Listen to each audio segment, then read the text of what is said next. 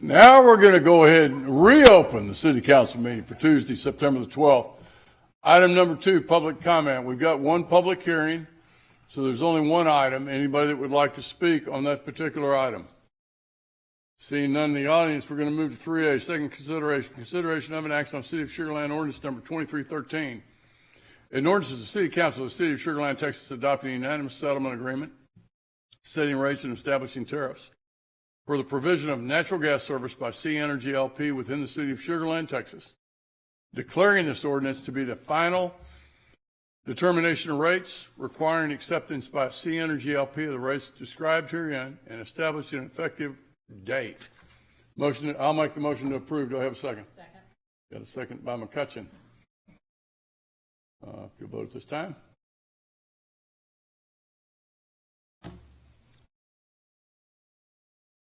We got 2 council members absent, so it's a 5-0 vote. Thank you, council members. Item number 4, public hearing, 4A. Receiving here all persons desiring to be heard on the proposed property tax rate of 35 cents per hundred for 2023. Ms. Jennifer Brown, our Director of Special Projects. Jennifer. Thank you, Mayor. You all have heard a lot of the information that I'm going to address tonight, so I'm going to move fairly quickly. Please feel free to stop me if you have any questions. So the truth in taxation process was revamped in 2019 with the approval of Senate Bill 2 by the Texas legislature. It impacts the terminology, calculations, and deadlines and processes that we have to follow in setting our property tax rates.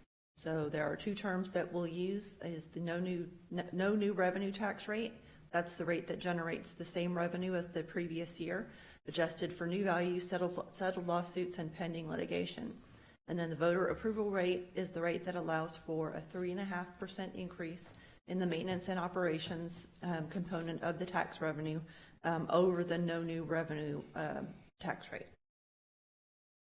So with the voter approval rate, if we don't go all the way up to the voter approval rate, it's a mouthful, then we are allowed to carry over the unused increment, whatever the difference is between what the rate we adopt and that VAR.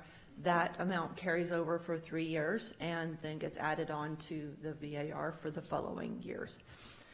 If we go over the VAR, there's a mandatory election that has to be called in August for the November election date, so we're already past that time, and you must call that election after the normal adoption of the rate, which means it has to be after the adoption of the budget and the tax rate. So there are 3 different roles and responsibilities during this process. The first is the Fort Bend Central Appraisal District. They go in and they appraise and certify all the property values in Fort Bend County. The Fort Bend County Tax Assessor is contracted we contract with them to do our tax assessment and collection. They also prepare and certify all of our truth and taxation calculations. And then you as City Council, your charge is to set the tax rate to support the budget within the no new revenue and voter approval rate. This is a chart showing all of the tax rates among cities over 60,000 from the TML survey. This is the 2022 tax rates, and as you can see, we are the lowest among these cities. Longview was excluded from this chart. They did not participate in that survey, but to our knowledge, they are the only ones in 2022 that had a lower rate than us. And then over the last 15 years or so, we've been adjusting the impact of our tax bills on our residents by adjusting the homestead exemption. So the bar chart shows the tax rate over that time, and then the line shows our increase to the homestead exemption. Back in 2007, we were at a 1% homestead with a $5,000 minimum, and this year we are at 15%, which you adopted in June of this year. This is the certified tax roll that I shared with you in August during the budget workshops. We did see a 9.73% increase, and that was pretty overall split between residential and commercial. Commercial was actually a slightly larger increase than residential. That is likely due in part to the increase in the homestead exemption, so you were able to buy down some of that residential increase by doing that. So these are a summary of the truth in taxation calculations. So our targeted revenue is $66.86 million, and our adjusted taxable value this year was $19.62 billion. So with all the voodoo math and our calculations that our software system does for us, and in conjunction with the Fort Bend County Tax Assessor's Office, we come up with a no new revenue tax rate of 34.0667 cents. That is below the 2022 tax rate, and the voter approval tax rate is 35.1234 cents. And so that includes our, does not include our voter, our unused increment from the voter approval rate. So our actual published voter approval rate is 36.4512. So that is the mark that we're measuring against this year for setting the proposed tax rate. So when you go to vote, and we're not voting today, this is only a public hearing, there is a specific motion, specific language that must occur.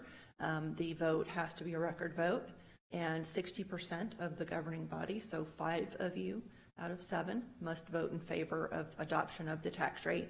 And the motion must be made in this form. And in this case, with an adoption of a tax rate of 35 cents, it is effectively a 2.74% increase in the tax rate. And so that last bullet is the actual language that the motion must be made. But no motion tonight. Our proposed tax rate is 35 cents. We are increasing the total nominal tax rate by 0.35 cents, or roughly 1/3 of a cent, for implementation of the 2019 GO bond projects.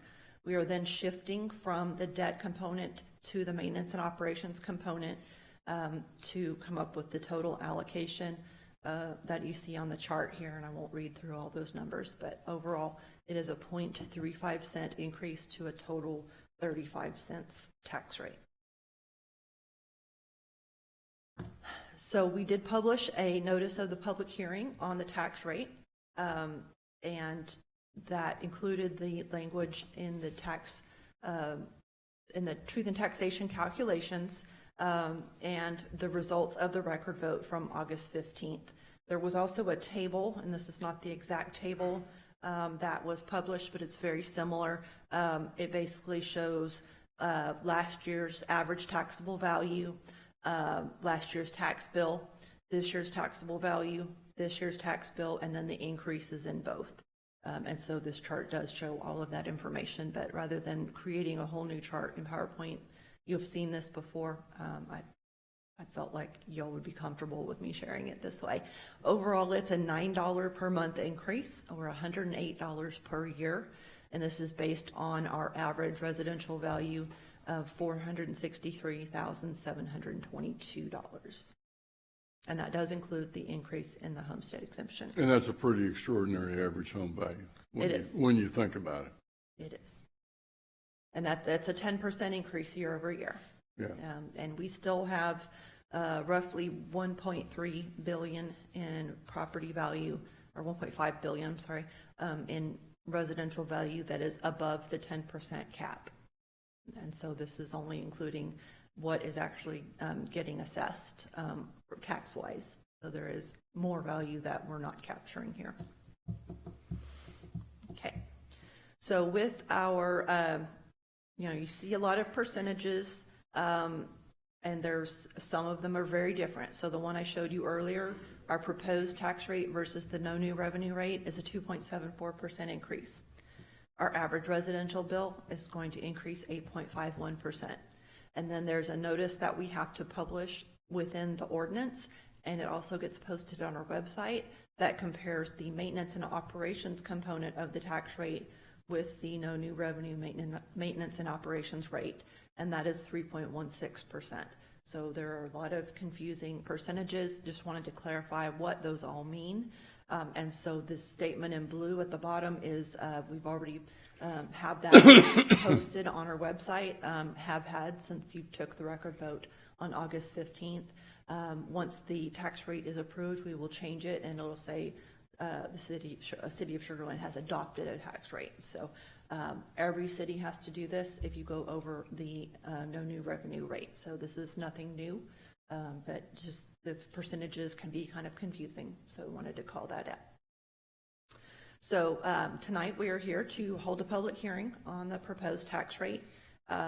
During this public hearing, we have to announce the date and time for the adoption of the tax rate. That the tax rate will be considered after the budget is approved here in our city council meeting on September 19th at 5:30 p.m. here at City Hall. And with that, Mayor, I'd recommend that you open the public hearing.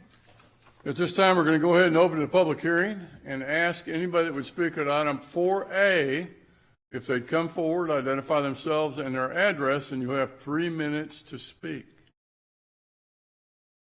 There's no one in the audience. We're going to close the public hearing. And there is no action on this agenda item, so motion to adjourn. Got a motion to adjourn. It is 5:42. Thank you, council members.